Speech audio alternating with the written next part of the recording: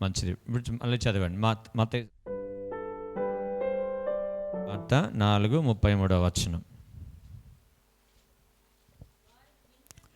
వారికి వినుటకు శక్తి కొలది ఇలాంటి అనేకమైన ఉపమానములను చెప్పి, వారికి వినుటకు శక్తి కలిగిన కొలది శక్తి కలిగిన ఇలాంటి అనేకమైన ఉపమానములను చెప్పి ఆయన వారికి వాక్యము బోధించెను. సో యేసుక్రీస్తు కాలంలో దేవుడు వారి ఎదుటకు వచ్చిన ప్రజలందరికీ కూడా ఎలాంటి వర్తమానాలు ఇచ్చాడంటే అనేకమైన ఉపమానములు చెప్పి ఆయన వారికి వాక్యము బోధించెను అని మనం ఇక్కడ చూస్తూ ఉన్నాం. అయితే ఇక్కడ ప్రభువైన యేసుక్రీస్తు వారికి బోధించేటప్పుడు విస్తరించి మాట్లాడుతూ ఉన్నాడు. ఎందుకంటే కాలము కొంచెమే ఉంది కాబట్టి సమయము కొంచెమే ఉంది కాబట్టి నిశ్చయముగా ప్రభు ఏం చేస్తూ ఉన్నాడు అంటే ప్రభు యొక్క రాజ్యం యొక్క సువార్త సంపూర్ణంగా బోధించాలని విస్తరించి మాట్లాడుతూ ఉన్నాడు. దేవునికి మహిమ కలుగును గాక. హల్లెలూయా. సో మనకేం కావాలంటే వాక్యం వినడానికి శక్తి కావాలా? ఏం కావాలా చెప్పాలా? మనకు వాక్యం వినేటప్పుడు, ప్రార్థన చేసేటప్పుడు, వాక్యం చదివేటప్పుడు, ప్రార్థనలో ఉండేటప్పుడు మనకు ఎక్కువ నిద్ర మొంపు ఎక్కువ వస్తూ ఉంటుంది కదా. శరీరంలో లేనిపోని ఏదో నీరసం, లేనిపోనిది ఏదో ఆయాసం కలుగుతూ ఉంటుంది. సో ఇవి వింటే మన జీవితాలు బాగుపడతాయని అపవాదిగాడు శోధిస్తూ ఉంటాడు ప్రజల్ని.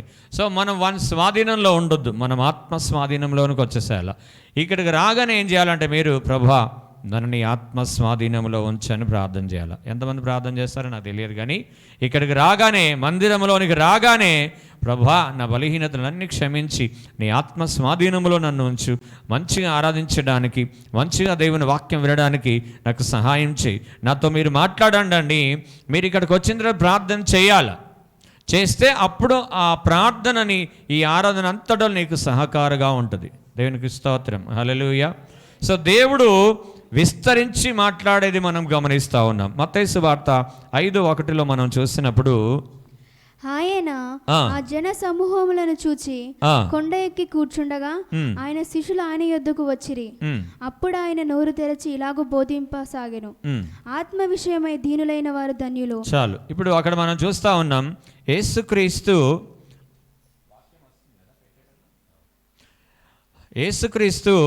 మత్తయి సువార్త 5వ అధ్యాయంలో చూసినప్పుడు ఈ 5, 6, 7 5వ అధ్యాయం, 6వ అధ్యాయం, 7వ అధ్యాయం కంప్లీట్గా దేవుడు వాక్యాన్ని బోధిస్తూ ఉన్నాడు. ఇక్కడ మనం చూస్తూ ఉన్నాం, జన సమూహమును చూచి కొండ ఎక్కి కూర్చుండగా ఆయన శిష్యులు ఆయన యొద్దకు వచ్చిరి. అప్పుడు నోరు తెరిచి ఇలాగు బోధింపసాగెను. శిష్యులు అనగా శిష్యులు అంటే చెప్పండమ్మా. శిష్యులు అంటే ఎవరు? 12 మంది శిష్యులా? 12 మంది శిష్యులా? ఆయన యొద్దకు వచ్చిన వారు అందరూ శిష్యులు అన్నమాట. 12 మంది శిష్యులు కాదు అక్కడ. ఆయన జన సమూహం అని రాయబడింది కదా. జన సమూహం అంటే ఏంది? పెద్ద సమూహం. సో వారందరూ కూడా దేవుని యొద్దకు వచ్చారు. ఆయన శిష్యులు కూడా ఆయన యొద్దకు వచ్చారు. వచ్చినప్పుడు దేవుడు వారితో 5వ అధ్యాయం, 6వ అధ్యాయం, 7వ అధ్యాయం 3 అధ్యాయాలు వారికి అంత చక్కగా పాత నిబంధనలో ఏముంది, ఇప్పుడు ఏం చేయాలి, పాత నిబంధనలో ఏముంది, ఇప్పుడు ఏం చేయాలి, పాత నిబంధనలో ఇలా ఉంది, మీరు ఇలా చేయాలి అని చక్కగా వివరించడం జరిగింది. అక్కడ మొత్తము 111 వచనాలు ఉన్నాయి. ఆ 3 అధ్యాయాలలో 111 వచనాలు ఉన్నాయి. ఒకవేళ 111 వచనాలు వివరిస్తే ఉంటారు ఎవరన్నా సంఘంలో? చెప్పాల. 111 వచనాలు పాస్టర్ గారు ఒక 100 వచనాలు రాసుకొని వచ్చాడు అనుకోండి, అవన్నీ చెప్పి నాకు ఉంటారా? చెప్పండి అమ్మా, ఉంటారా మీరు? ఈరోజు మీకు 1 గంట చేసి మెసేజ్ అంతా ఒకటి దాటిపోయింది అనుకో, 1:30 దాకా అయిందనుకో, ఏం చేస్తారు? టైం చూపిస్తారా లేకపోతే వెళ్ళిపోతారా? తప్పదు, సావుకు వచ్చినట్టుగా తప్పదు మాకు అన్నట్టు కూర్చుంటారా? ఆ కర్మ మళ్ళీ వెళ్ళిపోతే మళ్ళీ అన్నయ్య అని అనుకుంటాడు అని ఇట్లాంటి లోపల కొన్ని బయలుదేరుతూ ఉంటాయి కదా. అయితే 111 వచనాలు ప్రభు బోధించాడు. అది ఎప్పటి వరకు అంటే ఉదయకాలం వస్తే సాయంకాలం వరకు అలా బోధిస్తూనే ఉన్నాడు. అంటే వారికి ఏముందప్పుడు, దేవుని యొద్దకు వచ్చినప్పుడు వారికి వినుటకు శక్తి కలిగింది. ఏమొచ్చింది? శక్తి కలిగింది. అలాగే మనం కూడా ప్రభు సన్నిధికి వచ్చినప్పుడు, దేవా నాకు వినుటకు నీ శక్తి దయచేయి అని మనం ప్రార్థన చేసుకునే విధంగా మనం ఉండాలి. ఎందుకంటే వినేటప్పుడు ఏం జరుగుతుందంటే ఆదరణ కలగవచ్చు, లేకపోతే హెచ్చరికలు రావచ్చు, లేకపోతే దిద్దుబాటు కలగవచ్చు, లేకపోతే నీకు సమాధానం రావచ్చు, స్వస్థత రావచ్చు, విడుదల రావచ్చు. వాక్యం ద్వారా దేవుడు ఏ కార్యాలైనా చేయొచ్చు కదా. సో ఎక్కువగా మనము దిద్దుబాటు కలిగి ఉండాలని దేవుని వాక్యంలో సేవకులు బోధిస్తూ ఉంటారు. కొన్నిసార్లు దేవుడు మనతో మాట్లాడుతున్న వాగ్దానాలను బోధిస్తూ ఉంటారు. సో దిద్దుబాటు అయితే మనకి ఆశీర్వాదకరమైన వాగ్దానాలు అయితేమో హల్లెలూయా. అదే దిద్దుబాటుతో కూడిన మాటలు అనుకో, ఏం చేస్తాం చెప్పండి. నేను ఒకరు ఫోన్ చేసి మాట్లాడుతూ ఉన్నప్పుడు నాకు ఎందుకు మనసుకు అనిపించింది, మీరు మంచిగా అవుతారు బాబు అని నేను మాట్లాడుతూ ఉన్నాను. మంచి క్షేమాభివృద్ధిని దేవుడు మీకు తీసుకొని వస్తాడంటే ఆయన అంటున్నాడు, నిజంగా నా దేవుడు నాతో మాట్లాడుతున్నాడు ఇప్పుడు అన్నాడు. సరేలేని మళ్ళీ ఇంకొకసారి ఫోన్ చేసి అరిసా. సరే అన్న, సరే సరే సరే సరే సరే సరే అని పెట్టేస్తున్నాడు ఫోన్. మందిరానికి రాకపోతే తిట్టపోతే ముద్దు పెట్టుకుంటావేంటి కదా. సో ఒకసారి ఆశీర్వాదకరమైన మాటలు మాట్లాడేటప్పుడు బాగా కొద్దిసేపు మాట్లాడి నాతోటి, దేవుడు నాతో మాట్లాడుతున్నాడు అని మంచిగా మాట్లాడాడు కొద్దిసేపు. మరి మందిరానికి రాకపోతే మేము ఊరుకుంటామా? మేము ఊరుకోం. ఎవరు ఊరుకున్నామో మేము ఊరుకోం అనమాట. అప్పుడు గద్దిస్తున్నప్పుడు సరే సరే సరే సరే అన్న, సరే సరే సరే సరే అదేదో బిజీగా ఉన్నట్టు. మళ్ళీ ఏమైంది ఇక్కడ? దిద్దుబాటును ఏం చేసుకుంటున్నారంటే తృణీకరిస్తున్నారు. ఆశీర్వాదం ఎక్కడ ఉంటుంది అంటే దిద్దుబాటులోనే ఉంటుంది. హల్లెలూయా. అది తెలియదు జనాలకి, ప్రజలకు అది తెలుస్తలేదు. ఆశీర్వాదం ఎక్కడ ఉంటుందంటే దిద్దుబాటులో ఉంటుంది.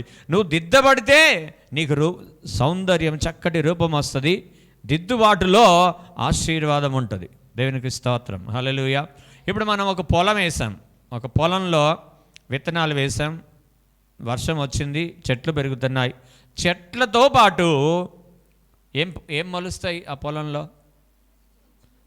పిచ్చి మొక్కలు కూడా మొలుస్తాయా కదా? మొలుస్తాయా లేదా? చెప్పాలి అందరూ. సో పిచ్చి మొక్కలు మొలిసేటప్పుడు ఆ చెట్లను బీగుతామా, పిచ్చి మొక్కలను బీగుతామా? కలుపును తీసేస్తాం కదా. కలుపును తీస్తాం. కలుపు తీయకపోతే పంట పాడైపోతుంది. నేను ఒకసారి గొరంగూడ నుంచి వస్తూ ఉన్నాను. కంది చేను ఒక భాగమేమో మొత్తం గజిబిజిగా ఉంది అంతా. ఇంకొక పొలంలోనేమో లైన్గా స్ట్రైట్గా కనపడుతున్నాయి. ఎందుకు తెలుసా? యువతల దాంట్లోనేమో పిచ్చి మొక్కలు అన్నీ మొలుస్తున్నాయి. దాంతోపాటు పిచ్చి మొక్కలు ఉంటే ఈ కంది చేను పెరగదు మంచిగా, మంచి కాయలు రావు దానికి. ఒక దాంట్లోనేమో మంచిగా, నేను ఒకసారి ఫోటో తీసిన, మళ్ళీ ఎప్పుడైనా చూపిద్దామని తీసిన, అది ఛానల్ లేదని డిలీట్ చేసిన. అసలు మంచిగా అసలు ఎంత బాగుందంటే అంత బాగుంది. ఎందుకు దాంట్లో ఉన్న కలుపులు తీసేశారు కాబట్టి ఆ పొలం అంతా చాలా చక్కగా కనపడుతూ ఉంది, మంచిగా ఎదిగింది అది. కలుపు కలిగిన పొలమేమో అంత గజ్జిబిజ్జిగా ఉంది అంత. సో కలుపు ఉండడం మంచిదా, తీసేయడం మంచిదా? సో మనలో కూడా కలుపులు ఉంటాయి, దాన్ని తీసేయడమే దిద్దుబాటు అని అంటారు. దేవునికి స్తోత్రం. హల్లెలూయా. ఇది ఎప్పుడైతే దీన్ని వింటామో నిజంగా దేవుని యొక్క ఆశీర్వాదానికి మనం సమీపం అవుతాం. ప్రజలు ఏంటంటే ఎప్పుడు షుగరే పెట్టాలా, కారం పెట్టద్దు. ఏం పెట్టాలా? ఎప్పుడు షుగర్ పెడితే ఏమొస్తుంది మరి? మంచిదా మరి అది? ఎప్పుడు షుగర్ పెడితే ఏమొస్తుంది? షుగర్ వస్తుంది. షుగర్ రావడం మంచిదా, లేకపోతే షుగరు కారం రెండు ఆల్టర్నేట్గా తీసుకుంటా ఉంటే అప్పుడు ఏమవుతుంది? నార్మల్గా ఉంటుంది, ఆరోగ్యంగా ఉంటాం. సో ఎప్పుడు తీపికరమైన బోధనే మంచిదని మనం అనుకోకూడదు. ఆయా సమయంలో దేవుడు మనల్ని గద్దిస్తున్నప్పుడు మనం మన జీవితాలని సరి చేసుకోవడం కూడా చాలా మంచిది. కీర్తనలు 50:17 ఒక మాట ఉంది, చదువుదాం. కీర్తనలు 50:17. దిద్దుబాటు నీకు అసహ్యము కదా, దిద్దుబాటు నీకు అసహ్యము కదా, నీవు నా మాటలను నీ వెనుకకు త్రోసివేసదవు. దిద్దుబాటు ఎప్పుడైతే చేస్తూ ఉన్నాడో, దేవుడు ఎప్పుడైతే చేస్తూ ఉన్నాడో, లేకపోతే దైవ సేవకులు ఎప్పుడైతే హెచ్చరిస్తూ ఉన్నారో, దాన్ని తృణీకరిస్తే ఏం చేస్తున్నామంటే అప్పుడు మనం దేవుని మాటలను నీ వెనక్కి వేస్తూ ఉన్నావు. సో ప్రియ దేవుని సంగమా, ఎప్పుడు కూడా ఇలాంటి బుద్ధిహీనత పని మనము చేయకూడదు. యెషయా 55:5 కూడా ఒక మాట ఉంది. యెషయా 55:5 ప్రభువగు యెహోవా నా చెవికి వినుబుద్ధి పుట్టింపగా, ప్రభువగు యెహోవా నా చెవికి వినుబుద్ధి పుట్టింపగా, నేను ఆయన మీద తిరుగుబాటు చేయలేదు, వినకుండా నేను తొలగిపోలేదు. అది నువ్వు ప్రార్థన చేసినప్పుడు, ప్రభా వినగలిగిన చెవులు నాకు దయచేయి. ఏం చేయాలా? చెవులు ఉన్నాయా లేవా? ఉన్నాయా? అందరికీ ఉన్నాయా లేవా? సో ఒకసారి ఒక మాట కూడా మీకు చెప్పాను. ఒకసారి జింక తల్లి వాటి పిల్లల్ని గుహలో ఉంచి బయటికి వెళ్ళొద్దు, అసలే బయటికి వెళ్తే క్రూర మృగాలు ఉంటాయి, తినేస్తాయి, బయటికి వెళ్ళొద్దని చెప్పేసి జింక బయటికి వెళ్ళిపోయిందంట. పెద్ద జింక బయటికి వెళ్ళి ఆహారం తెస్తానికి పోయింది. సో ఈ చిన్న జింక ఏం చేసిందంటే, వెళ్తే ఏమైద్ది, అంతే కదా, వెళ్తే ఏమైద్ది అని ఆలోచన చేస్తూ ఉందన్నమాట. ఆలోచన చేస్తామంటే పక్కన ఇంకో చిన్నపిల్లలు జింకలు ఉంటాయి కదా, అమ్మ వద్దన్నది కదా, ఎందుకు నీకు వెళ్తే ఏమైద్ది అని నీకెందుకు ప్రశ్న, అమ్మ వెళ్ళొద్దన్నది వెళ్ళొద్దు అని అంటే, ఇది ఇంకోటి వింటలేదు అసలే, మొండిది వింటలేదు అసలే, వెళ్తే ఏమైద్దో తెలవాలి కదా మనకి అని మెల్లగా బయటికి వెళ్ళిపోయింది. బయటికి వెళ్ళిపోతే అమాంతంగా సింహం వచ్చింది, దాన్ని పట్టేసి సచ్చూరుకుంది. అది సచ్చూరుకుంటే అప్పుడు తినాలనిపిస్తలేదు దానికి. అయితే ఒక నక్కను పిలిచిందంట. నక్కను పిలిచి, నక్క నాకెట్రా నువ్వు అంటే, అది వచ్చి చెప్పు రాజా అన్నదంట. వచ్చిన తర్వాత ఈ జింకని చాలా జాగ్రత్తగా చూసుకో, జింక పిల్లని నేను మళ్ళీ వస్తూ పోయి జాగ్రత్తగా ఉండు, నీ గుంట నక్కలన్నీ నా దగ్గర, నక్క ఏం చేస్తే గుంట నక్క అంటారు దాన్ని కదా, అలాంటి ఏం చేయదు, చాలా జాగ్రత్త, నీకంటే ఎక్కువ నా రాజా అన్నదంట. సో సింహం వెళ్ళిపోయి మళ్ళీ తర్వాత తీసుకుపోదామని దాన్ని కాపలా పెట్టిపోయింది అనమాట. పోతే దానికేమో దాన్ని చూస్తే నోరు ఊరుతూ ఉందన్నమాట. నక్కకి మెల్లగా ఏం చేసిందంటే ఒక చెవు తినేసింది. ఏం చేసింది? ఒక చెవు తినేసింది. ఇంకా రావట్లే ఈ సింహం, లేట్ అయిపోతుంది. చూస్తూ ఉంటేనేమో మొత్తం తినేయాలనిపిస్తూ ఉంది. మొత్తం తింటే మళ్ళీ ఈయన తినేస్తుంది అది. అట్లా అని మళ్ళీ ఏం చేసింది, మెల్లగా ఇంకో చెవు కూడా తినేసింది. 2 చెవులు అయిపోయినాయి. తినేసిన తర్వాత 2 చెవులు తిన్నాక కొద్దిసేపటికి సింహం, అడవి రాజు వచ్చేసింది అనమాట. వచ్చేసిన తర్వాత మొత్తం గమనిస్తూ ఉంది. మంచిగా చూసుకున్నా, నీకంటే ఎక్కువనా, నువ్వు చెప్పిన మాట దాటుతానా నేను అని చెప్పేసి అని చూస్తూ ఉంటే, మెల్లగా గమనిస్తూ ఉంటే దీనికి 2 చెవులు లేవు. ఏం చెవులు లేవు అంటే, నాకు తెలియదు బాబు, నాకు తెలియదు రాజు, అస్సలు తెలియదు నాకు, నీ తోడు నీ ఒట్టు నాకు అస్సలు తెలియదు అంటుందంట. నకరాలు చేయొద్దు, ఈ చెవులు ఎటుపోయినాయి చెప్పు అంటే, నాకు అస్సలే తెలియదు, చెవులు లేవు అనుకుంటా దానికి, అసలే నాకు అస్సలు తెలియదు అన్నదంట. అనగానే అసలు దీని తల్లి ఎవరు అని తల్లిని పిలిచారంట. మొత్తానికి అటో ఇటో ఎతికి తల్లిని పట్టుకొచ్చారు. ఆ తల్లిని అడిగారంట, పుట్టినప్పటి నుంచి నీ పిల్లకి చెవులు లేవా అంటే, ఆ తల్లి జింక అన్నదంట, లేవు రాజా అన్నదంట. ఆ తల్లి అన్నదంట, జింక చెవులు లేవన్నదంట. నక్క ఊపిరి పీల్చుకుంది. ఒకవేళ పొరపాటున ఉన్నాయి అని చెప్తే ఇప్పుడు నక్క పానం పోయేదే. సో మొత్తానికి లేవని చెప్పింది. లేవని చెప్తే మొత్తం ఆ సింహం ఏం చేసింది, సచ్చిన జింకని ఈ జింక ఏం చేసుకుంటుంది, అది తీసుకొని వెళ్ళిపోయింది. అప్పుడు నక్క అడుగుతుంది, అవును కానీ నా మీద ఇంత ప్రేమ ఎందుకు నీకు అని అడిగిందంట నక్క జింకని. అంటే నీ మీద ఎందుకు నాకు ప్రేమ అన్నదంట. మరి చెవులు లేవని చెప్పావే, నిజంగా లేవా, ఉన్నాయి కదా నేనే తిన్నా అన్నదంట. నిజంగా దానికి చెవులు ఉంటే బయటికి ఎందుకు వచ్చేది అన్నదంట. నిజంగా చెవులే ఉంటే నేను చెప్పిన మాట విని లోపలే ఉండేది, బయటకు వచ్చేది కాదన్నదంట. అర్థమైందా ఇప్పుడు? మీరు అర్థమైందా? సో చెవులు అంటే దాని అర్థమైంది, వినగలిగిన చెవులు, విని లోబడగలిగిన చెవులు అని అర్థం.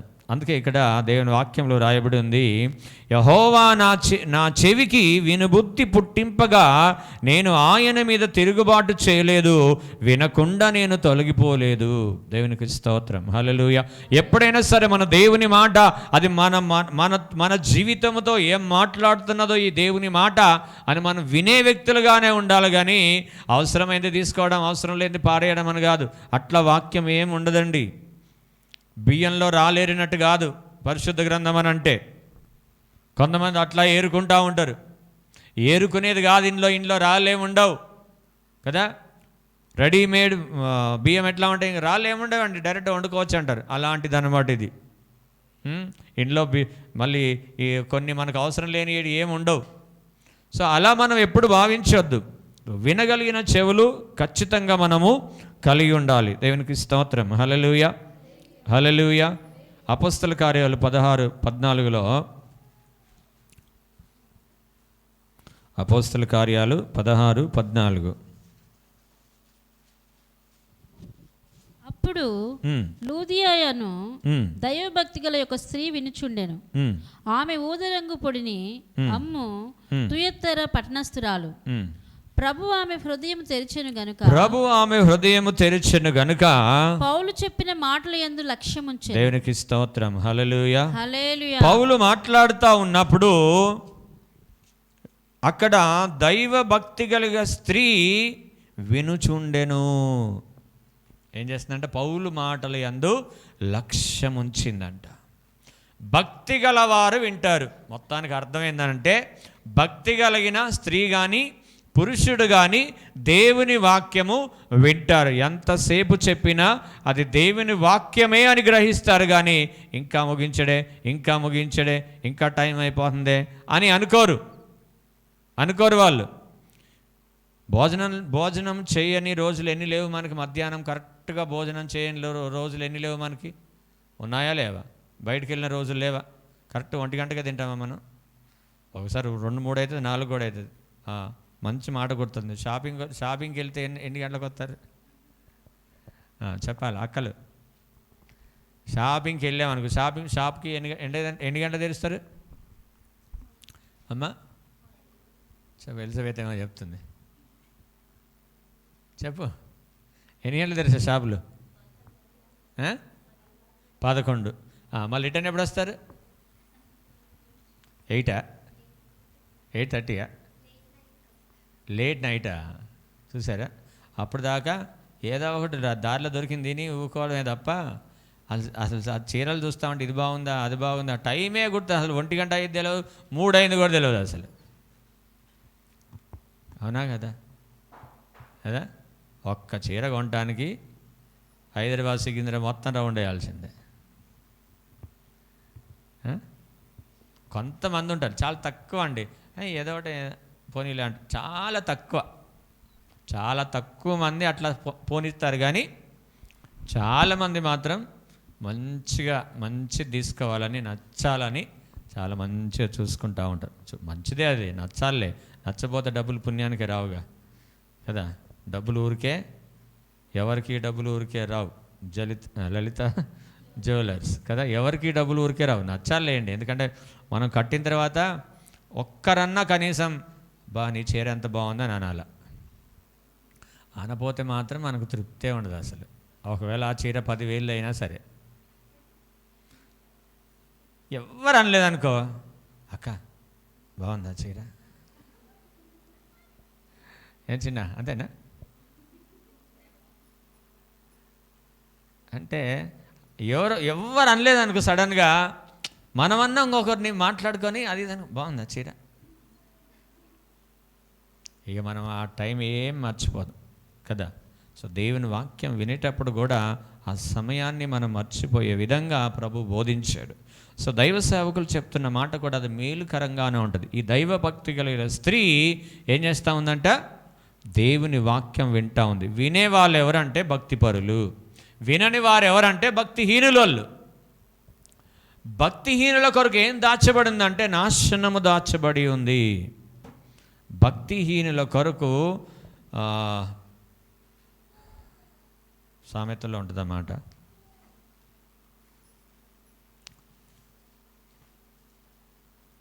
భక్తిహీనుల కొరకు దేవుడు నాశనమును కలుగజేసానంట. సామెతల్లో ఉంటుంది అది.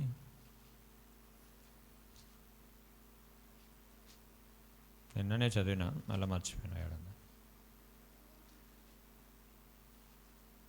సో భక్తిహీనత ఒకవేళ మనకుంటే మాత్రం మనం నాశనానికి పోతున్నామన్న సంగతి మాత్రము మర్చిపోకూడదు.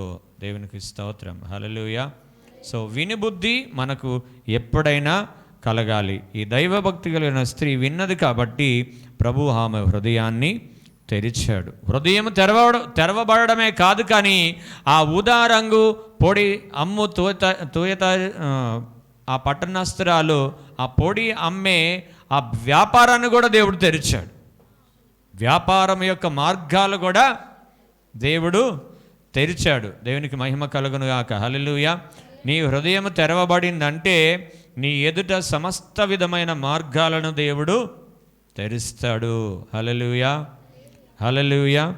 సో వాక్యం వినేటప్పుడు చాలా జాగ్రత్తగా వినాలని దేవుడు కోరుతా ఉన్నాడు. అపోస్తల కార్యాలు 29వ వచనంలో ఒక మాట రాయబడి ఉంది. అపోస్తల కార్యాలు 29వ వచనం.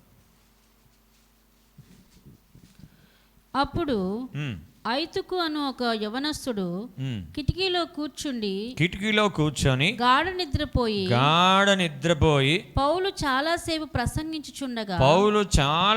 ప్రసంగిస్తుండగా నిద్రభారం వలన జోగి 3వ అంతస్తు నుండి క్రింద పడి చనిపోయిన వాడై ఎత్తబడెను. దేవునికి స్తోత్రం, హల్లెలూయా, హల్లెలూయా, హల్లెలూయా. సో ఎక్కువగా సేపు, బహుశా అది రాత్రి ప్రార్థన అయి ఉండొచ్చు, విస్తరించి మాట్లాడుతూ ఉన్నప్పుడు వాడు ఏం చేసిందంట, కింద కూర్చోవాలి కదా. కిటికీలు ఎవరు కూర్చోమన్నా నిన్ను? కిటికీలు ఎవరు కూర్చోమన్నారు? కొంతమంది కుర్చీలో కూర్చొని ఇట్లా కూర్చొని అట్టనే ఎనికి కూడా పడ్డోళ్ళు ఉంటారు. కనీసం కింద కూర్చుంటేనన్నా దెబ్బలు కాక, కుర్చీలో కూర్చొని నిద్రపోతే మాత్రం పడితే అంతే. ఇక ఇటన్నా ఇటు పడితే ఇట దాకితే, ముందు పడితే ముక్కుపోతుంది. సో ఈ 3 అంతస్తుల నుంచి కింద పడ్డాడంట. ఎందుకని? ఎంతసేపు చెప్తాడు ఈ పౌలు, ఈయనకేం పని పాటలేదు అని టైం వేస్ట్ ఎందుకు చేయాలని చెప్పి నిద్రపోతున్నాడు ఆయన. హల్లెలూయా, అవునా కదా?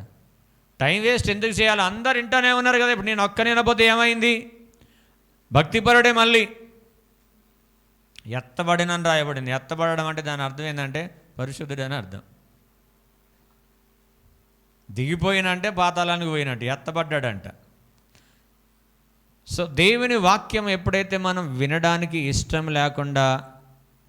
ఇష్టం ఉండి లేకుండా మనం చూసుకుంటామో అప్పుడు ఏమవుతుందంటే మన ఆత్మీయ జీవితం చచ్చిపోతుంది.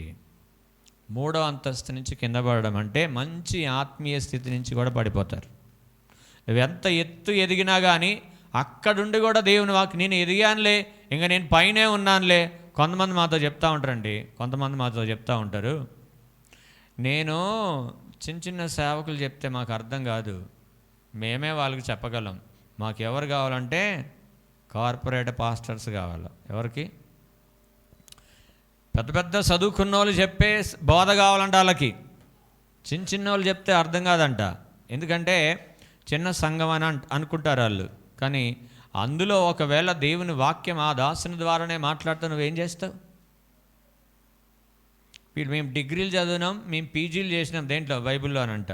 డిగ్రీలు చదువుకున్నాం, పీజీలు చేసినాం, ఆ సంఘంలోకి పోయి నేనేం చేస్తా? నాకు వాళ్ళు చెప్తేనే మాకు సెట్ అయింది. దేవునికి స్తోత్రం. హల్లెలూయా. నయమాను కుష్టి వ్యాధి పోవడానికి కారణం ఎవరు? నయమాను కుష్టి వ్యాధి పోవడానికి కారణం ఎవరు? చిన్న కుమార్తె. డేవిడ్ పాల్ యాంగిచో ప్రపంచంలో ఇప్పుడు గొప్ప సేవ చేయడానికి కారణం ఎవరు? చిన్న పాప. చిన్న పాప అండి. ఆ చిన్న పాప సువార్త చెప్తే ఆ వ్యక్తి మారి ఇప్పుడు ప్రపంచంలో గొప్ప దైవజనుడైన. దానికి కారణం ఎవరు? చిన్న పాప. నయమాను కుష్టి వ్యాధి పోవడానికి ఎవరు కారణం? చిన్న పాప. 5,000 మంది చక్కగా భుజించడానికి ఎవరిచ్చారు? చిన్నవాడే ఇచ్చాడు. సో ప్రజల చూపు ఎక్కడికి పోతుంది అంటే పెద్ద వాడి మీదకి పోతూ ఉంటుంది. పెద్ద వాడి మీదకి పోతూ ఉంటుంది, కానీ వాక్యమే కదా అనే ఆలోచన రాదు. దేవునికి స్తోత్రం. హల్లెలూయా. చూసారా, ఇప్పుడు పౌలు పెద్ద ప్రసంగికుడే, కానీ ఆ పెద్ద ప్రసంగం దగ్గర నువ్వేం చేస్తున్నావు? అక్కడ వాక్యం వింటలేవు. ఏం చేస్తున్నావు? గాఢ నిద్రపోతూ ఉన్నావు. దేవునికి స్తోత్రం. హల్లెలూయా. సో నువ్వు ఎంతటి వ్యక్తివైనా సరే ఆశగల ప్రాణం నీకు లేకపోతే ఆ వాక్యం నీకు ఏమాత్రం కూడా అర్థము కానే కాదు. కాబట్టి ప్రభు సన్నిధిలో ఎప్పుడైనా మనం ప్రార్థన ఏం చేయాలంటే, ప్రభువా వినగలిగిన చెవులు నాకు దయచేయము. దేవునికి స్తోత్రం. హల్లెలూయా. లూకాసు వార్త 10:16 రాయబడి ఉంటుంది. లూకాసు వార్త 10:16 మీ మాట వినువాడు నా మాట వినును మిమ్మును నిరాకరించువాడు నన్ను నిరాకరించువాడు నన్ను పంపిన వారిని నిరాకరించును. దేవుని మాట ఎప్పుడైతే ఒక వ్యక్తి వద్ద నుంచి నీ దగ్గరకు వస్తుందో, అది సేవకులే కావచ్చు, ఒకవేళ తోటి విశ్వాసులు కూడా కావచ్చు, ఎప్పుడైతే నీ దగ్గరకు వస్తుందో, ఇక్కడ ప్రాముఖ్యంగా ఏంటంటే పంపబడిన వారి గురించి చెప్తున్నాడు. ఇక్కడ 70 మందిని దేవుడు పంపించాడు సువార్త ప్రకటించమని. ఆ 70 మందితో అంటున్నాడు, మీ మాట అయితే ఎవరు వింటారో వారు నా మాట వింటాడు.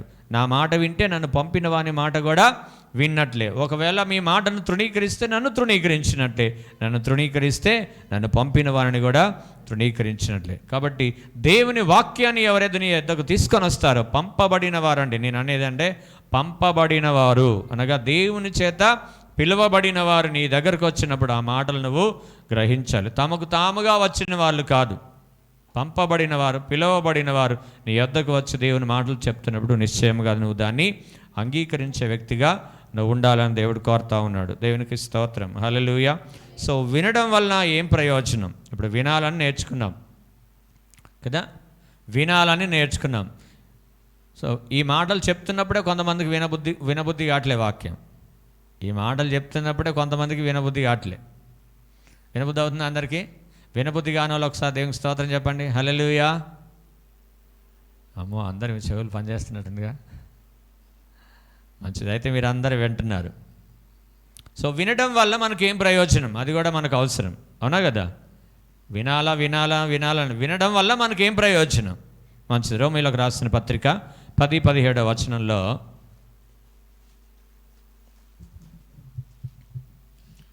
కాగా వినుట వలన విశ్వాసం కలుగును, వినుటగా క్రీస్తును గూర్చిన మాట వలన కలుగును. అయినను నేను చెప్పున్నదేమనగా, వారు వినలేదా? విన్నారు కదా. వారి స్వరము భూలోకమంతటికి, వారి మాటలు భూదిగాంతముల వరకును బయలువెళ్ళెను. చాలు. ఇక్కడ మీరు వినుట వలన విశ్వాసము కలుగును. దేవుని వాక్యం వినడం వల్ల ఏం కలుగుతుందంటే మనకు విశ్వాసం కలుగుతుంది. ఆ వాక్యములో ఉన్న శక్తి, ఆ వాక్యములో ఉన్న ఆంతర్యములో ఉన్న బలము, ఆ ఆశీర్వాదము, ఆ స్వస్థత, ఆ విడుదల ఏదైతే ఆ వాక్యంలో దాచబడి ఉందో దాని పట్ల మన హృదయములో విశ్వాసం కలుగుతుంది. హల్లెలూయా, హల్లెలూయా, హల్లెలూయా, హల్లెలూయా. నీరసంగా ఉన్న వాళ్ళందరూ ఒకసారి గట్టిగా దేవునికి స్తోత్రం చెప్పండి. హల్లెలూయా. అందరు మంచిగా ఉన్నారా? అయితే ఇప్పుడు మీ బలం ఎంత ఉందో చూద్దాం మరి. హల్లెలూయా. సో వినుట వలన, అది క్రీస్తును గూర్చిన మాట వలనండి. ఈ మాటలు కాదు, లోక సంబంధమైన మాటలు కాదు. క్రీస్తుని గూర్చిన మాటలు వినుట వలన మనకేం కలుగుతుందంటే విశ్వాసం కలుగుతుంది. విశ్వాసం కలిగితే ఏమవుతుంది? విశ్వాసం కలిగితే ఏమవుతుంది? అపోస్తుల కార్యాలు 14:7.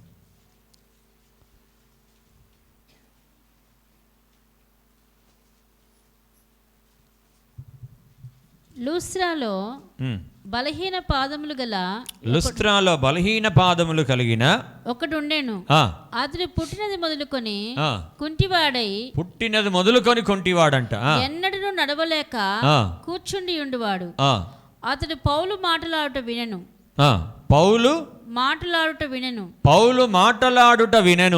పౌలు అతని వైపు తేరి చూచి స్వస్థ పొందుటకు అతనికి విశ్వాసం ఉండేనని గ్రహించి పౌలు ఏం చేస్తా ఉన్నాడంటే, ఎవరైతే వాక్యం వింటున్నారో అతని హృదయంలో విశ్వాసం ప్రవేశించిందని గ్రహించి నీ పాదములు మోపి సరిగ్గా నిలువమని బిగ్గరగా చెప్పినప్పుడు అతడు గంతులు వేసి నడవసాగెను. దేవునికి స్తోత్రం. హల్లెలూయా, హల్లెలూయా, హల్లెలూయా.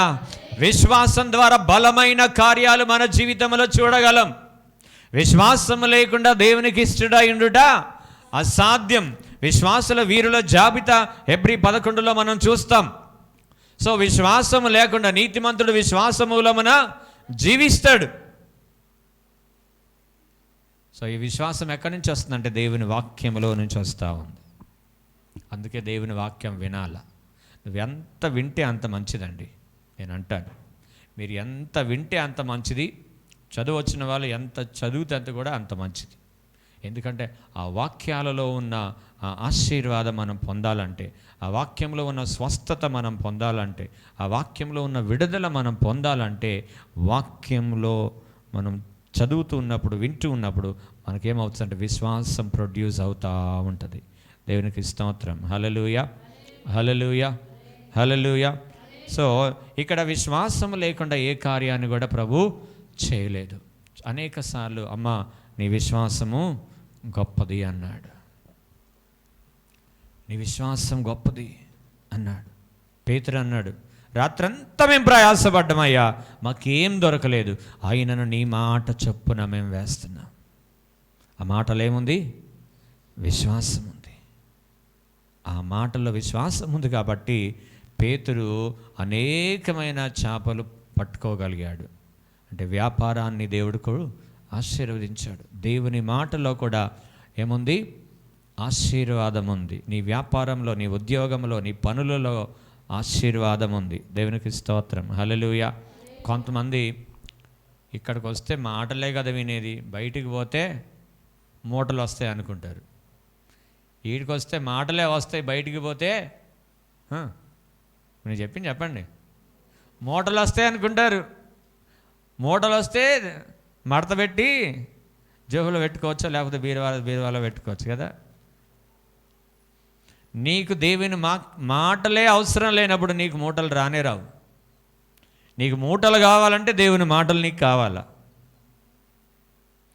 దేవుని మాటలు వింటున్నప్పుడు నీకు ఊట కూడా వస్తుంది. ఇంకా అర్థమైందా? ఊట అంటే తరగని ఆశీర్వాదాన్ని దేవుడు నీకు ఇస్తాడు. హల్లెలూయా. నువ్వు తవ్వుతా ఉంటే తవ్వే కొద్దీ నీళ్ళ ఊట నీలోనికి వస్తానే ఉంటుంది. దేవునికి ఇస్తానే ఉంటాడు. దేవునికి మహిమ కలుగును గాక. హల్లెలూయా. నేను చాలాసార్లు చెప్తూ వచ్చాను, మీకు చాలాసార్లు చెప్పాను. దైవజనుడు మా ఆత్మీయ తండ్రి పలికిన మాట దేవుడు ఇప్పటికీ నెరవేరుస్తూనే ఉన్నాడని చెప్పానా? ఏ మాట అది? ఈ ప్రాంత ప్రజల చేత దేవుడు మిమ్మల్ని పోషించబోతున్నాడన్న మాట ఎప్పుడు చెప్పిండంటే 7 సంవత్సరాల క్రితం చెప్పిండు. 7 సంవత్సరాల క్రితం చెప్పిన మాట ఇప్పటికీ నడుస్తూనే ఉంది. అది దేవుడు మీరు ఫలించి అభివృద్ధి పొంది విస్తరించి భూమిని నిండించమని ఎప్పుడు చెప్పాడు? చెప్పండి. ఈ మాట ఎప్పుడు చెప్పాడు? ప్రారంభంలో, సృష్టి ప్రారంభంలో చెప్పాడు. ఇప్పటికీ అది ప్రొడ్యూస్ అవుతానే ఉందా లేదా? నడుస్తూనే ఉందా లేదా? దేవుని మాట నీ దగ్గరకు వస్తే నీలో విశ్వాసం వస్తుంది. ఆ విశ్వాసాన్ని బట్టి దేవుడు నీ జీవితాల్లో అద్భుతమైన కార్యాలు, అవి ఎలాంటి అంటే తరగని ఊట లాంటివి. హల్లెలూయా, హల్లెలూయా. నీ మూటలోంచి తీస్తూ ఉంటే వస్తూ ఉంటుంది, నీ ఊటలోంచి తీస్తూ ఉంటే వస్తూ ఉంటుంది.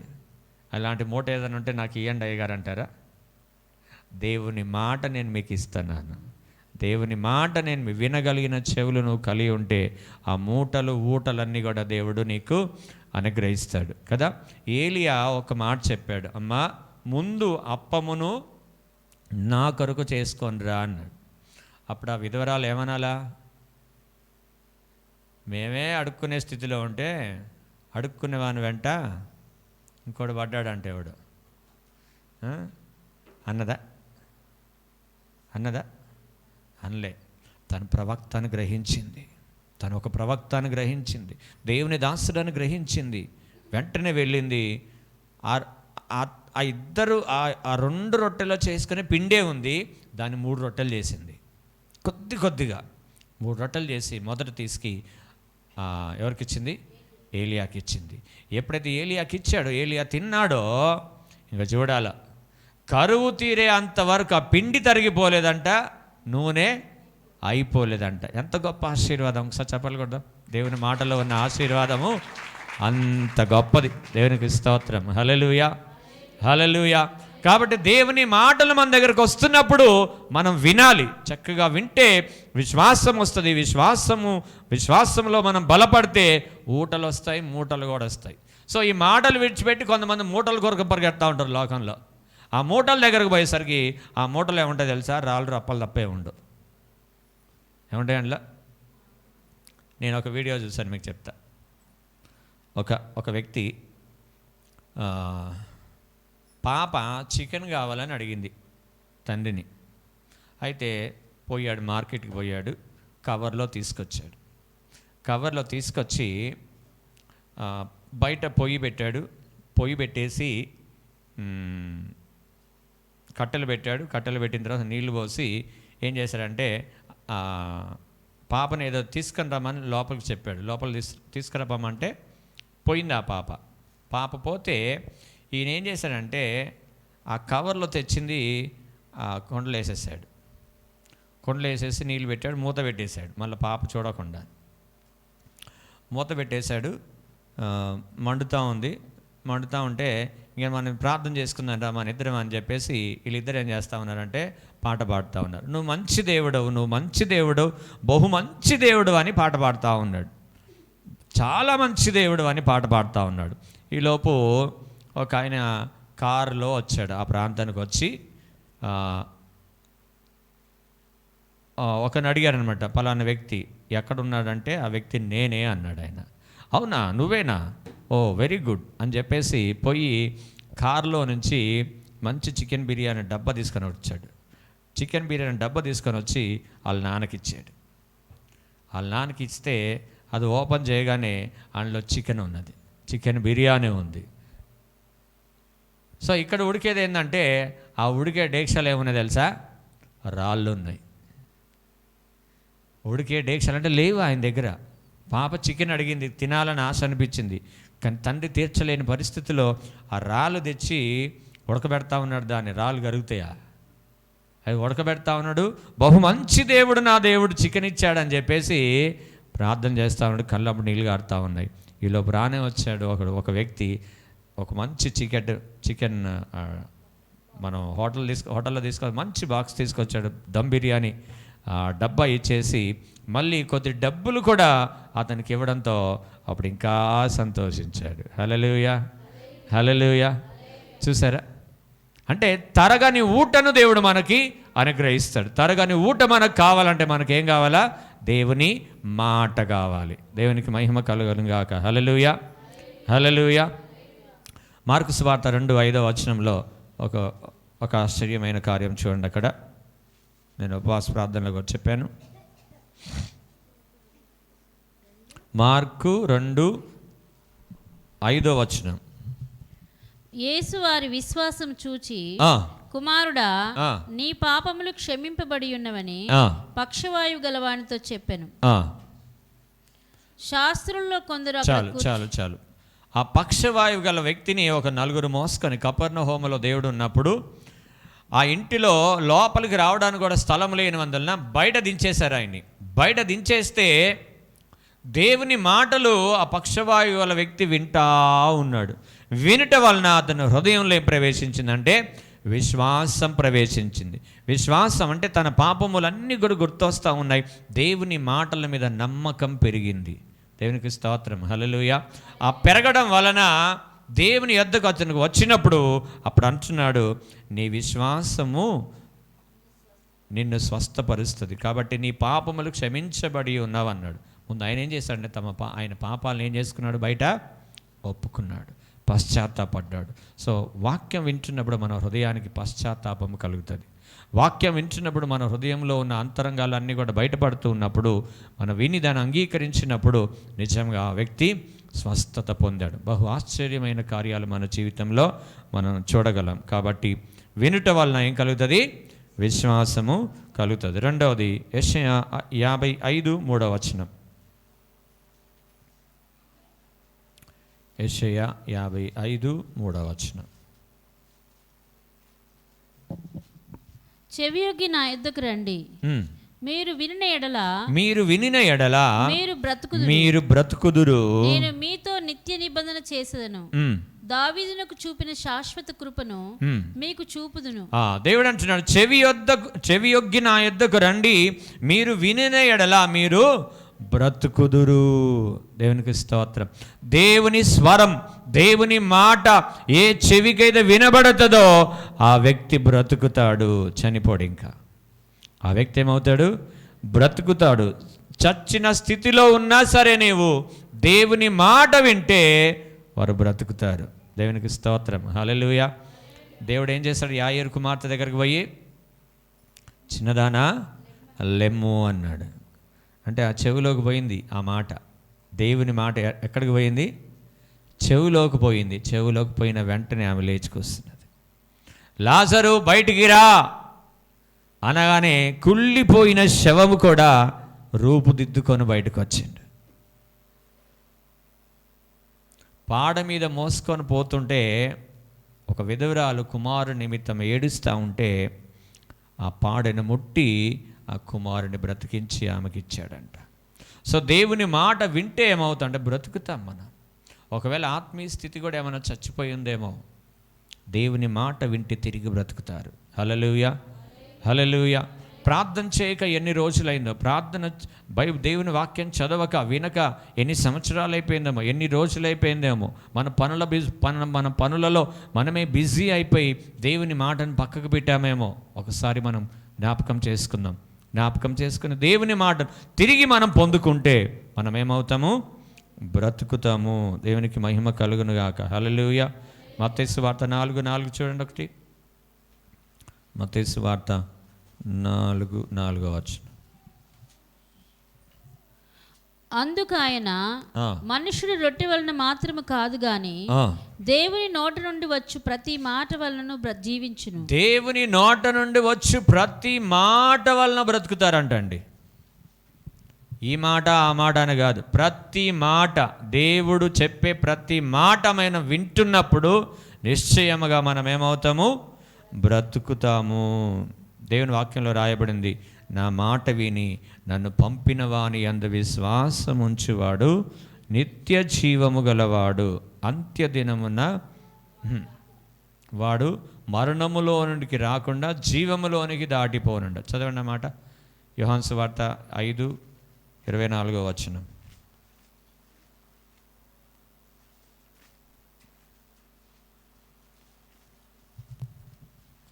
నా మాట విని నన్ను పంపిన వాని యందు విశ్వాసముంచువాడు నిత్య జీవము గలవాడు, వాడు తీర్పులోనికి రాక మరణములో నుండి జీవములోనికి దాటి ఉన్నాడని మీతో నిశ్చయముగా చెప్పుచున్నా. మీరు గమనించండి, తీర్పులోకి వెళ్ళొద్దు. దేవుని యొక్క తీర్పులోనికి వెళ్ళకుండా చూసుకోవాలి. తీర్పులోనికి వెళ్ళామా ఏదో ఒక సమస్య ఏర్పడుతుంది. కాబట్టి నా మాట విని నన్ను పంపిన వాని యందు విశ్వాసం ఉంచువాడు నిత్య జీవము గలవాడు,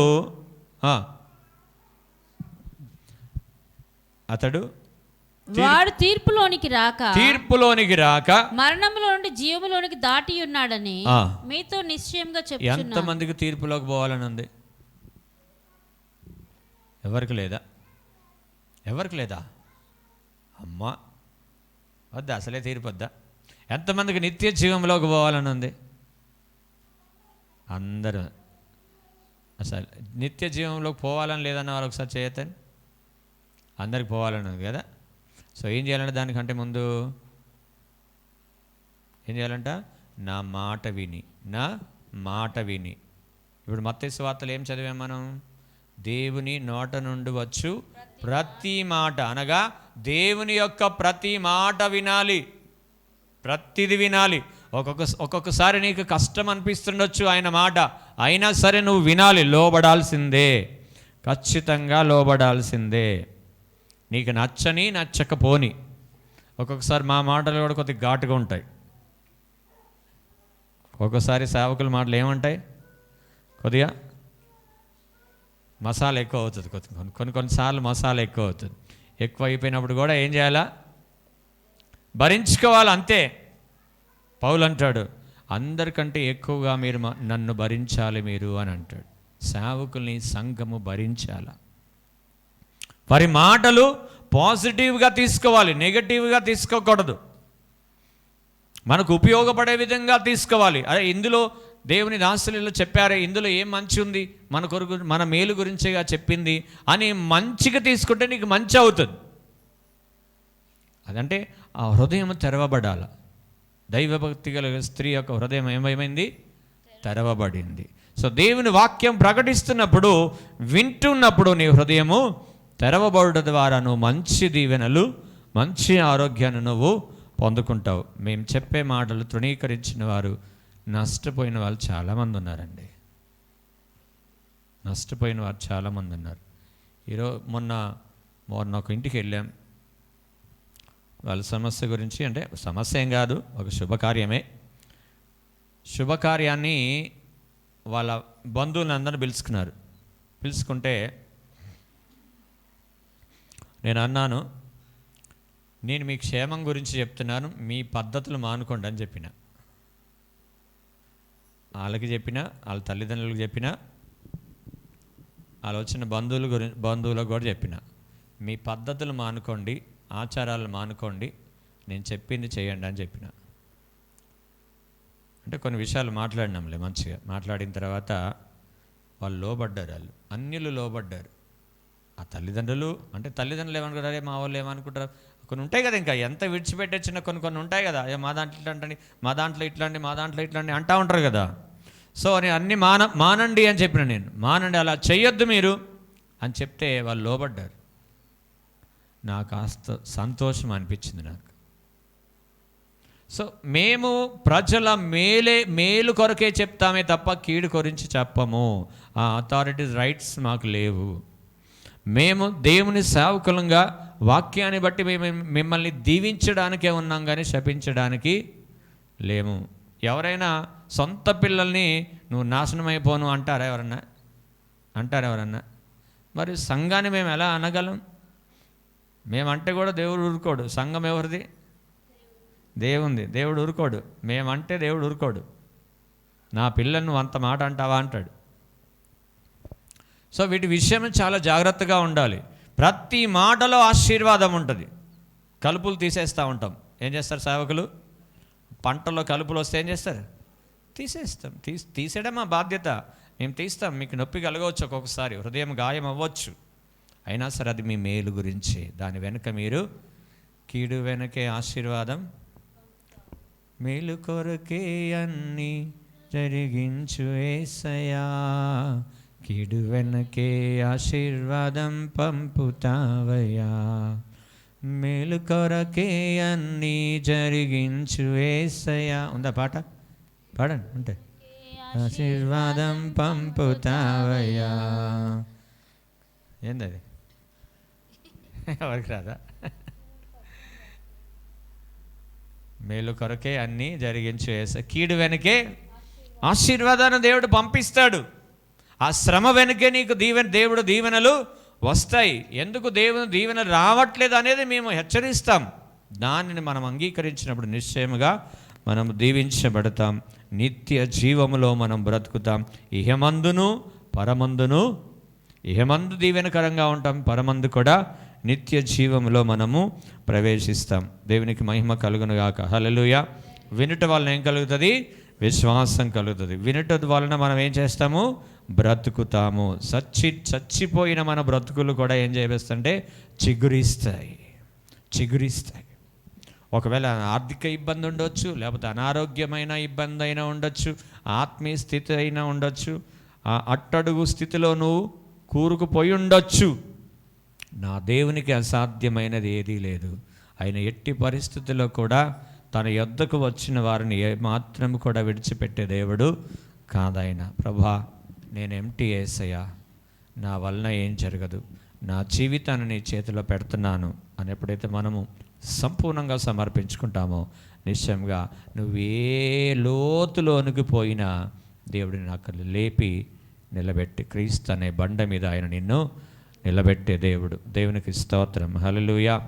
మనల్ని దీవించడానికే ఆయన దారిద్ర్యమును వహించాడు. ఏం చేశాడు ఆయన? చెప్పండి. మనల్ని చదవండి అన్నమాట. 2 కొరింథీయులకు రాసిన పత్రిక 8వ అధ్యాయమా,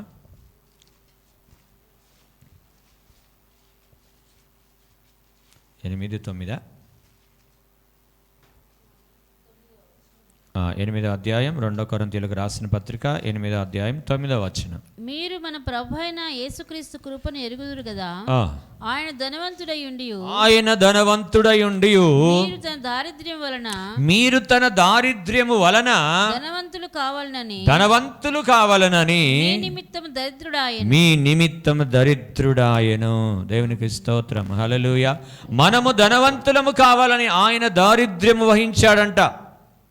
ఒక్క మాట మనం గుర్తుపెట్టుకోవాలి, నీ దీవెన వెనుక యేసుక్రీస్తు యొక్క శ్రమ, ఆయన మరణము దాచబడి ఉన్నది. నిన్ను దీవించడానికి ఆయన మరణించాడు, నిన్ను బాగు చేయడానికి ఆయన మరణించాడు, నీకు నిత్య జీవము ఇవ్వడానికి ఆయన మరణించాడు. నీకు ఏదైనా ఆశీర్వాదం వచ్చిందంటే నీకు ఊరకని నీ అద్దకు అది రాలేదు, కానీ ప్రభు అయిన యేసుక్రీస్తు మన కొరకు చిందించిన ఆ రక్తము ద్వారా వచ్చింది, ఆ ప్రాణ త్యాగము ద్వారా వచ్చింది, ఆ దారిద్ర్యము ద్వారా దేవుడు మనల్ని ధనవంతులుగా చేస్తూ ఉన్నాడు. హల్లెలూయా.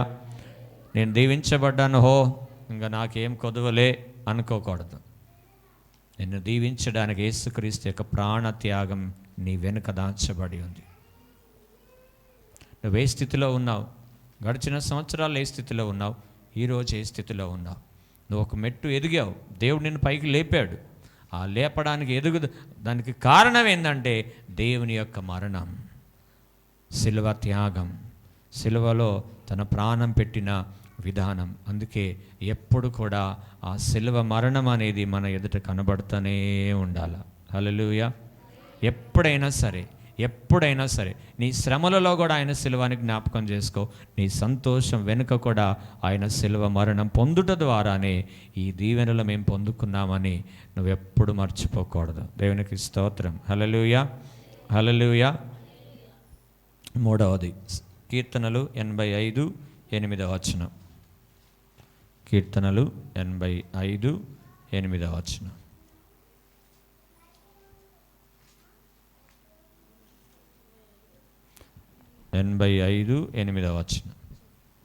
దేవుడైన యెహోవా సెలవిచ్చిన మాటను నేను చెవిన పెట్టెదను. దేవుడైన యెహోవా సెలవిచ్చిన మాటను నేను చెవిన పెట్టెదను. ఆయన తన ప్రజలతోనూ తన భక్తులతోనూ శుభవచనము సెలవిచ్చును. వారు మరలా బుద్ధిహీనులు కాకుందురుగాక. ఆయన మాట వింటే బుద్ధిహీనులు కారు. అంటే కాస్తో కోస్తో జ్ఞానాన్ని దేవుడిస్తాడు. అర్థమైందా? కొంతమంది బుద్ధిహీనంగా ఎందుకు ప్రవర్తిస్తున్నారంటే వాక్యము వినట్లేదు కాబట్టి, వాక్యము శ్రద్ధగా వినట్లేదు కాబట్టి బుద్ధిహీనత ఏర్పడతా ఉంది. వాక్యము సరిగ్గా వింటే, ఆ వాక్యం వినే పట్ల నువ్వు వినగలిగిన చెవులు నీకుంటే అప్పుడు నువ్వేమవుతావు? జ్ఞానవంతుడు అవుతావు. బుద్ధిహీనత నీలో నుంచి దేవుడు తొలగిస్తాడు. దేవునికి స్తోత్రం. హల్లెలూయా. హల్లెలూయా. సామెతలు 1:32 చూడండి ఒక మాట. సామెతలు 1:32.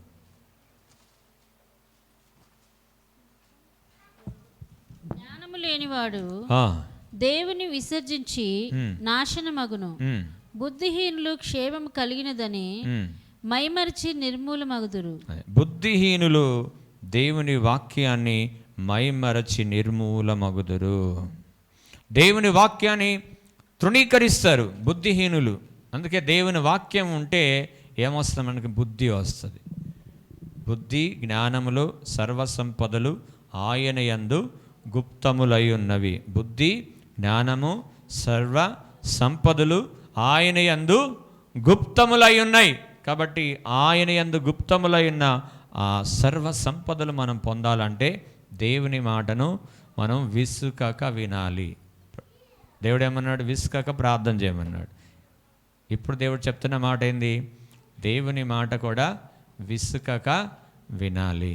దేవునికి మహిమ కలుగును గాక. హల్లెలూయా, హల్లెలూయా. దేవుని వాక్యం మనకు మంచి తెలివిని అనుగ్రహిస్తుంది. 119, 130 వచనంలో, కీర్తనలు 119, 30 వచనం.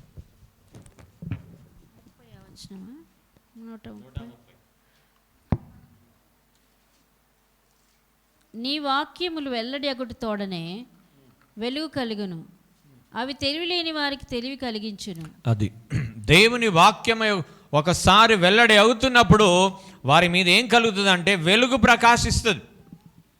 కొంతమందికి మైండ్ మూయబడి ఉంటుంది, తెలుసా మీకు?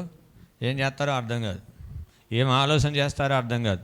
వాళ్ళు చేసి ప్రతి ఆలోచన డౌనే, కానీ ఆ ఫ్యామిలీ పైకి రావడానికి వచ్చే ఛాన్సులే ఉండవు. ఈ మైండ్ ఆఫ్ అయి ఉంటుంది. అన్ని పిచ్చి పిచ్చి ప్రయోగాలన్నీ చేస్తూ ఉంటారు. ఏ ప్రయత్నము ఫలించదు. ఎందుకు? జ్ఞానం లేక. దేవుని వాక్యం వింటే దేవునికి బుద్ధి ఇస్తాడు, జ్ఞానం ఇస్తాడు. ఆ జ్ఞానం ద్వారా నీకేం కలుగుతుంది? వెలుగు కలుగుతుంది. అది తెలివి లేని వారికి కూడా ఏమిస్తుంది? తెలివిని అనుగ్రహిస్తుంది. దేవునికి స్తోత్రం, హల్లెలూయా. సో మనకేముండాలంటే వినగలిగిన చెవులు మనకు ఉండాలి. ఎంతసేపు ఉండాలా? వాక్యం ప్రారంభిస్తే ఎంతసేపు మనం వినగలం? మీరు ఎంతసేపు వినగలరు? ఒక 2 గంటలు వినగలరా? చెప్పాలా? ఒక 2 గంటలు వినగలరా వాక్యం? ఉందా ఓపిక?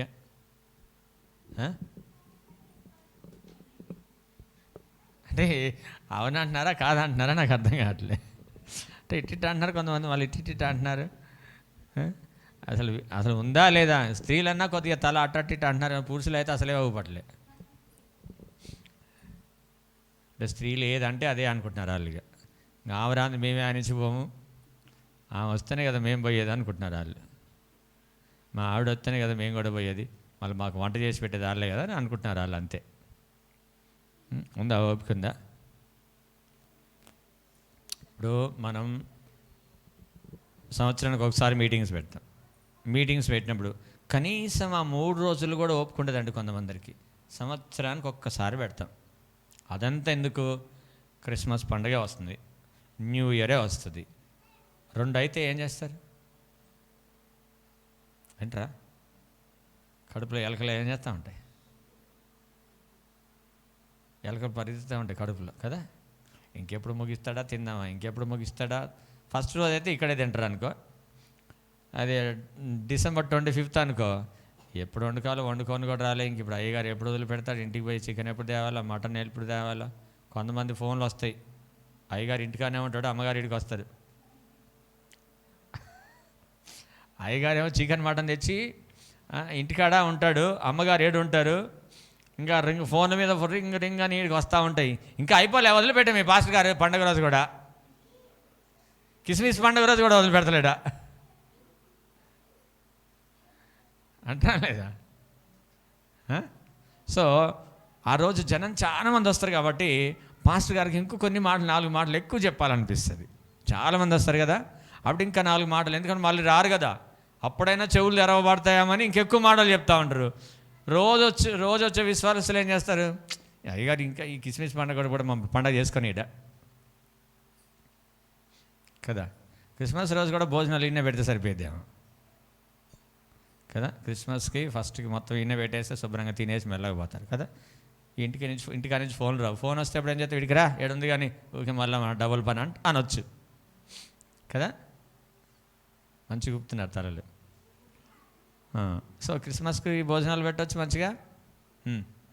జనవరి 1కి కూడా భోజనాలు పెడితే ఇంకా పండగ ఇక్కడే, సంబరాలు మొత్తం ఇక్కడ, క్రిస్మస్ సంబరాలు మొత్తం ఇక్కడే. దేవునికి స్తోత్రం, హల్లెలూయా. అప్పుడు 2 అయితే ఇంకా చూస్తూ ఉంటారు, టైం చూస్తూ ఉంటారు. మీటింగ్ వెళ్ళినప్పుడు 10 అయిందనుకో, ఇంకెప్పుడు పోవాలి, మాకు బస్సులు దొరకవు, మాకు ఆటోలు దొరకవు, మాకు అవి దొరకవు ఈ దొరకవు అని కొంతమంది ఏమో మేము ఇంటికి వెళ్ళి కొంతమంది ఇక్కడ భోజనం పెడితే కూడా తినకుండా వెళ్ళిపోతారు. అది మేము వండాలన్నా వద్దా అర్థం కాదు. మళ్ళీ ఇక్కడ వండిందంతా వేస్ట్ అయిపోతుంది. కొంతమంది మాకు టైం లేదని వెళ్ళిపోతాం. 3 రోజులన్నా టైం ఉంటుందా మీకు కదా. సంఘానికి దేవుడు తన వాక్యం మాట్లాడుతున్నప్పుడు విస్తరించి మాట్లాడినప్పుడు సపోజ్ 10 అయింది, తింటే ఏమైంది? 10 గంటలకి తిని మెల్లకపోతే ఏమైంది? కాదు, 9 గంటలకు ముగించాలి. 9 గంటలకు ముగిస్తే 10 గంటల వరకు తిని అటు మెల్లపోవచ్చు అనమాట. అంటే వాక్యం ఎంత తొందరగా ముగిస్తే అంత మంచిదన్నమాట మనకి. ఎందుకంటే మన దగ్గర మిషన్ లేదు. ఏ మిషన్? అరిగించుకునే మిషన్ లేదు. కొంతమంది కొద్దినే తింటారు ఇంతే. లోపల అరిగించుకునే మిషన్ తక్కువైపోయింది కాబట్టి లోపల కొద్దిగా తింటారు ఇంతే. ఇంత తింటే చాలింగో కడుపు ఉబ్బిపోయినట్టే వాళ్ళకి. దేవునికి స్తోత్రం, హల్లెలూయా. అమ్మ ఏం చేస్తూ ఉంటుంది? తినమ్మా తిను అంటూ ఉంటుంది.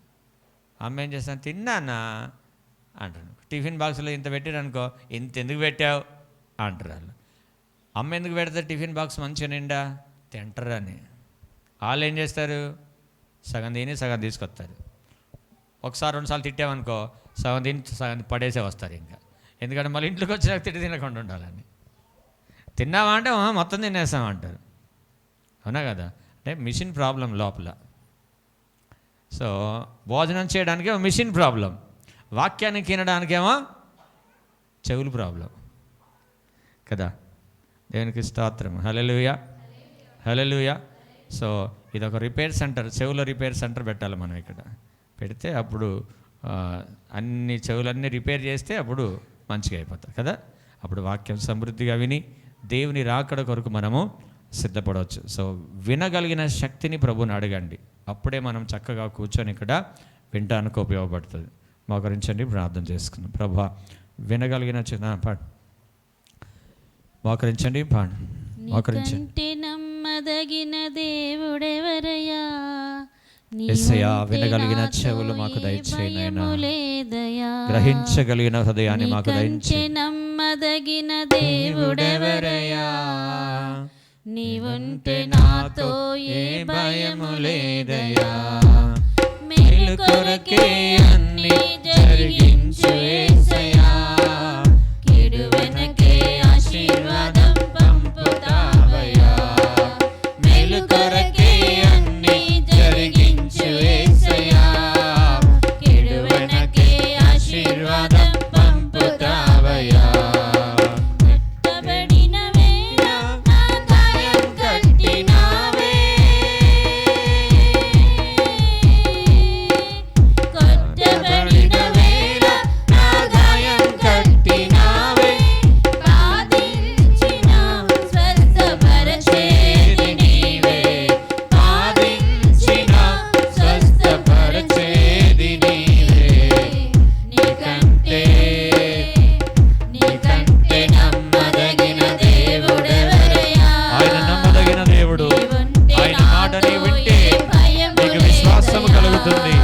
ఆయన మాటని వింటే బ్రతుకుతావు నువ్వు, ఇహమందు పరమందు జీవిస్తావు నువ్వు. ఆయన మాట వింటే దేవుడు నీకు చక్కటి జ్ఞానాన్ని, చక్కటి తెలివిని దేవుడు నీకు అనుగ్రహిస్తాడు.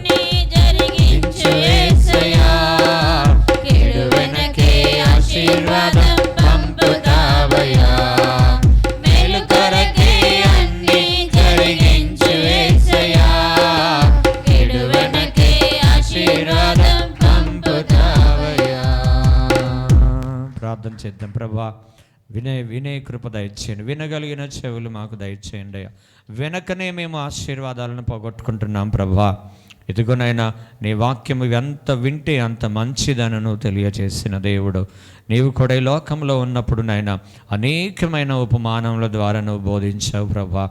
ఆ కాలంలో నాయన ఆ జనసమూహం ఎలా విన్నదో దేవుని వాక్యం, ప్రియమైన దేవుని సంగమా, ఈ రోజున దేవుని వాక్యం అంత విరివిగా నువ్వు వినగలిగిన చెవులు నీకున్నాయా? వినగలిగిన చెవులు నీకున్నాయా? Praise the Lord. హల్లెలూయా. వినుట వలన విశ్వాసము కలుగుతుంది. వినుట వలన నువ్వు నిత్య జీవం పొందుకుంటావు. ఈ లోకంలో కూడా నువ్వు బ్రతుకుతావు. వినుట వలన నీకు బుద్ధిని, జ్ఞానాన్ని, తెలివిని నీకు దయచేవాడు. ఈరోజు నువ్వేం కోరుకుంటున్నావు? దేవుని వాక్యాన్ని ఎక్కువ వినాలనుకుంటున్నావా, లేకపోతే లోక సంబంధమైన మాటలు వినాలనుకుంటున్నావా? ప్రియ దేవుని సంగమా, నీ హృదయం ఆలోచనలు ఏమున్నాయి? ఈ లోకంలో లోక మాటలు వింటే ఆయాసము, దుఃఖము, వేదన, శోధన తప్ప మరి ఏది దొరకదు. కానీ దేవుని మాటను వింటే నీకు విశ్వాసం కలుగుతుంది. చక్కగా ఈ లోకంలో బ్రతుకుతావు. నిత్య జీవము కూడా దేవుడు అనుగ్రహిస్తాడు. చక్కటి జ్ఞానాన్ని కూడా దేవుడు నీకు అనుగ్రహిస్తాడు. ప్రార్థన చేయండి. ప్రేరేపించబడిన మీలో వినుచున్న మనందరికీ దేవుడు వినగలిగిన చెవులను దేవుడు చక్కగా మనకు అనుగ్రహించి విని బుద్ధి దేవుడు మనలో పుట్టించినట్లుగా ఒకరు ప్రార్థన చేయవలసిందిగా మనం చేస్తున్నాను.